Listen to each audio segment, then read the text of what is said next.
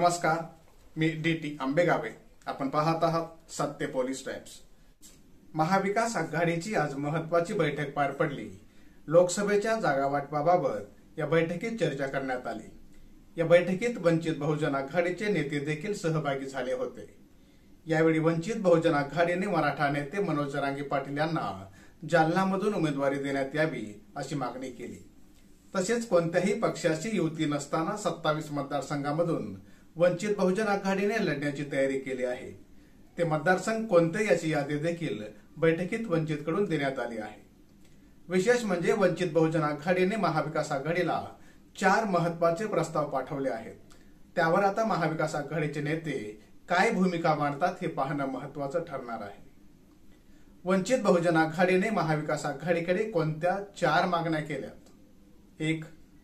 महाविकास आघाडीचे उमेदवार म्हणून जालना लोकसभा मतदारसंघामधून मनोज जरांगे पाटील आणि पुणे लोकसभा मतदारसंघातून डॉक्टर अभिजित वैद्य यांना कॉमन कॅन्डिडेट म्हणून जाहीर करावे.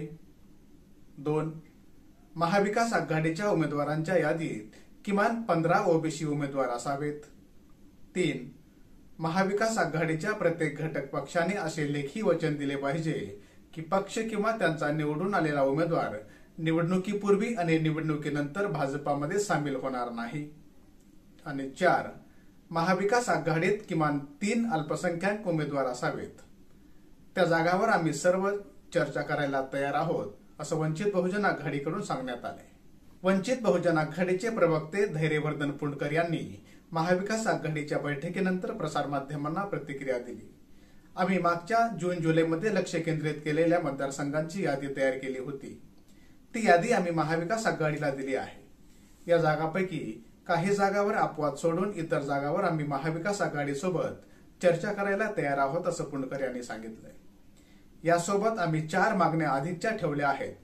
जालना लोकसभा मतदारसंघातून मनोज जरांगे पाटील आणि पुणे लोकसभा मतदारसंघातून डॉक्टर अभिजित वैद्य हे महाविकास आघाडीचे सर्वांचे कॉमन उमेदवार असावेत असा प्रस्ताव दिला. आम्ही एकूण 27 जागांचा प्रस्ताव दिलाय.